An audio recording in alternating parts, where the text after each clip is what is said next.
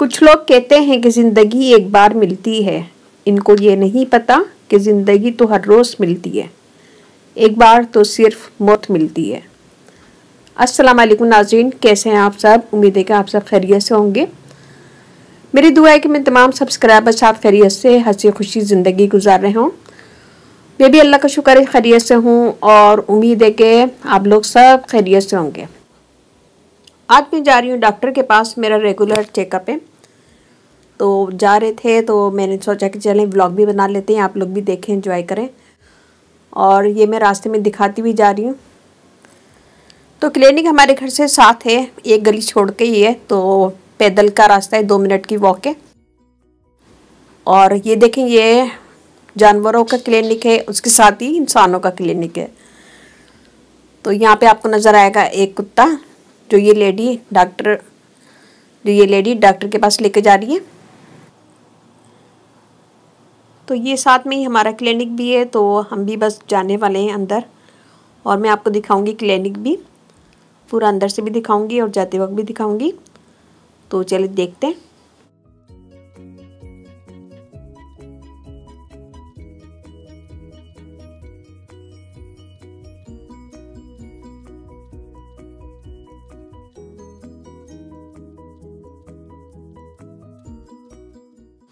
ये हम आ गए क्लिनिक में और हम अभी वेट कर रहे हैं क्योंकि हमारी बारी अभी नहीं आई है।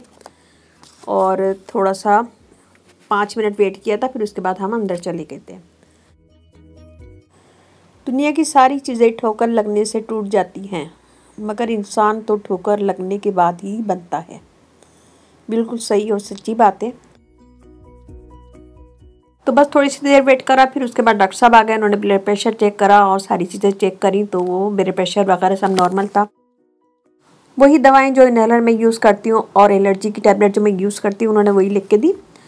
और लास्ट रिपोर्ट में मेरी थोड़ा सा लीवर की प्रॉब्लम थी, लीवर मेरा थोड़ा सा सही काम नहीं कर रहा था। लेकिन इस दफ़ा उन्होंने जब मेरी रिपोर्ट देखी तो बहुत हैरान हुए और खुश हुए। 3 महीने के बाद मैं दोबारा चेकअप के लिए गई, यानी अब गई थी, तो उन्होंने मेरी रिपोर्ट देख के बहुत खुश हुए कि आपका लीवर बिल्कुल सही है। और लास्ट टाइम बहुत ज़्यादा ख़राब था, क्योंकि मुझे अल्ट्रासाउंड के लिए भी उन्होंने बोल दिया था कि लास्ट रिपोर्ट आपकी अच्छी नहीं आई तो अल्ट्रासाउंड करेंगे, फिर उसके बाद दवाएं वगैरह देंगे, फिर आपका हम ट्रीटमेंट करेंगे। तो ये रिपोर्ट देख के खुश हुई। लास्ट रिपोर्ट में उन्होंने जब मुझे बोला कि अल्ट्रासाउंड होगा तो मैं थोड़ा सा घबरा गई थी और मैंने फिर घरेलू नुस्खे यूज़ करें। मैं आप लोगों से भी शेयर कर लेती हूँ। मैंने चुकंदर यूज़ किया है बहुत ज़्यादा। चुकंदर को मैंने छील के उसे बॉयल किया। बॉयल करने के बाद उसे मैंने निकाल के नमक और काली मिर्च के साथ खाया। और उसका जूस जो मैंने बनाया था, क्योंकि पानी काफ़ी मैंने डाला था उसमें, तो पानी में रोज़ाना पीती रही, वही पानी में पी रही थी ज़्यादातर। और इसके अलावा मैंने चुकंदर यूज़ किया और अलसी के बीज का पाउडर बना के मैंने वो भी यूज़ किया है। तो 1 हफ्ते मैंने चुकंदर का पानी यूज़ किया, चुकंदर यूज़ किया, फिर उसके बाद मैंने चुकंदर को छोड़ दिया था। फिर मैंने अलसी का पाउडर यूज़ किया। रोज़ाना रात को ½ टीस्पून खा के फिर मैं उस पर दूध पी लेती थी। तो इसी तरह मैंने 1 हफ्ता चुकंदर यूज़ किया, फिर 1 हफ्ता अलसी के बीज, फिर 1 हफ्ता चुकंदर, फिर 1 हफ्ता अलसी के बीज। इसी के दौरान मैं पानी बहुत ज़्यादा पी रही थी और सब्जियाँ वगैरह ज़्यादा खा रही थी। तो अल्लाह का शुक्र है ये प्रॉब्लम ख़त्म हो गई। और लोग कहते हैं कि घरेलू नुस्खे से कुछ नहीं होता, होता है, सब कुछ होता है। घरेलू नुस्खे बहुत ज़्यादा करामत होते हैं, उससे कोई साइड इफ़ेक्ट नहीं होता, लेकिन वो अपना असर करते हैं, थोड़ा सा देर में करते हैं लेकिन करते हैं। तो 3 महीने के बाद मेरी रिपोर्ट बिल्कुल सही आ गई, वरना मैं अभी गई हुई होती, अपना अल्ट्रासाउंड करवा रही थी, फिर मैं दवाएं खा रही होती। तो इन सब चीज़ों से मैं बच गई हूँ। और आप लोग को भी कोई भी प्रॉब्लम है तो मुझे कमेंट्स कीजिएगा, मैं इंशाल्लाह आपको बताऊंगी कि मैंने और क्या क्या चीज़ें यूज़ की। 2 से 3 चीज़ें तो मैंने आपको बता दी हैं, और जो चीज़ें मैंने यूज़ की मैं इंशाल्लाह वो भी आप लोगों से शेयर करूँगी आगे कभी वीडियो में। तो उसके बाद मैं घर आई। घर में आने के बाद मैंने नमाज़ पढ़ी। नमाज़ पढ़ने के बाद मैंने सबसे पहले खाना चढ़ा दिया, क्योंकि सब लोग जल्दी आ जाते हैं और सबको खाना जल्दी चाहिए होता है। तो यहाँ मैं बना रही हूँ चिकन कढ़ाई। थोड़ा सा मैं ग्रेवी वाली बनाऊँगी, तो मैंने इसलिए प्याज इसमें यूज़ किए थोड़ा सा, क्योंकि मैं चावल के साथ बनाना चाह रही थी। चावल के साथ बच्चे खाना चाह रहे थे, तो मैंने यहाँ पे इसलिए प्याज थोड़ी सी यूज़ की है। ये भी बहुत मज़े का बनता है, अच्छा बनता है। और इंशाल्लाह आपको मैं रेसिपी का लिंक मैं डिस्क्रिप्शन बॉक्स में दे दूँगी कि ये मैंने चिकन कढ़ाई कैसे बनाई है। इसमें मैंने प्याज यूज़ किए, वरना प्याज चिकन कढ़ाई में यूज़ नहीं होती है। अगर आप ग्रेवी रखना चाह रहे हैं ज़्यादा तो आप प्याज यूज़ कर सकते हैं। और इसके साथ ही मैंने बनाए थे यहाँ पे राइस। यहाँ मैं चावल बॉयल कर रही हूँ और मैं इसको देखती रहती हूँ जब ये अच्छा बड़ा लंबा सा हो जाता है चावल, तो फिर मैं इसका पानी निकाल के इसे तवे पे दम देती हूँ। पता नहीं क्यों मेरी आदत है कि मैं शुरू से इसे तवे पे दम देती हूँ। मेरी अम्मी भी चावल को हमेशा पानी निकाल के इसका दम देती थी, तो तवे पे देती थी। मेरी भी वही आदत है, मैं चावल को जब भी दम देती हूँ तो तवे पे देती हूँ। बिरयानी जब भी दम देती हूँ तो तवे पे देती हूँ। पता नहीं क्यों मुझे लगता है कि नहीं, यही तरीका सही है और इससे चावल बहुत खिला खिला बनता है और गीला भी नहीं होता। तवे पे दम देना बहुत अच्छा होता है। और जो लड़कियां नई हैं, जो सीख रही हैं, जो बच्चियां, वो भी तवे पे दम दिया करें, तो इससे बिरयानी, चावल, पुलाव बहुत मज़े का बनता है और खिला खिला बनता है। चावल मिला मिला नहीं होता है, बिल्कुल खिला खिला चावल बनता है, अलग अलग दाना होता है। ये देखिए मैंने आपको दिखाया तवा, तो मैंने तवे पे रख दिया और ये बहुत अच्छा चावल बनता है इससे। या मैंने डाल दिया टमाटर वगैरह, सब मैंने सालन बना लिया है। और बस ये आखिर में मैं इसे 5 मिनट दम पे दूंगी और फिर उसको कवर कर दूंगी। तो मैं इसका लिंक डिस्क्रिप्शन बॉक्स में दे दूंगी और मैं पिन भी कर दूंगी, तो आप ये रेसिपी ज़रूर ट्राई कीजिएगा एक दफ़ा।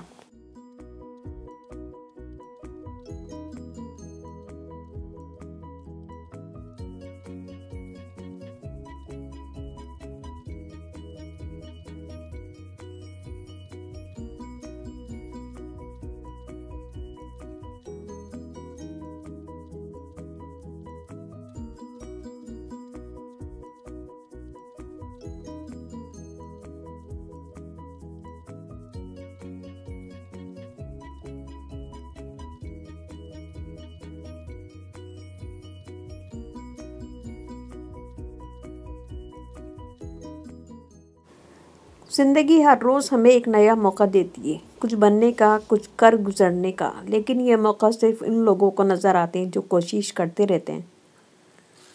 तो मेरा भी चैनल है, मैं इस चैनल पे कोशिश करती रहती हूँ कि मैं किसी तरह सब्सक्राइबर ज़्यादा से ज़्यादा ले लूँ और मुझे व्यूज़ ज़्यादा से ज़्यादा मिल जाएँ।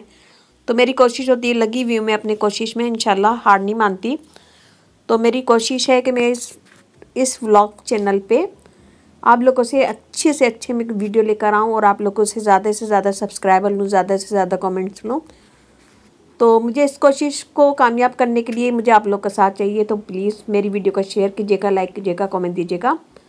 यह हमारा खाना हो गया रेडी, और क्योंकि मैं देर में खाती हूँ, सब लोग खा चुके होते हैं, तो इसलिए मुझे आखिर में माइक्रोवेव में गर्म करना पड़ता है।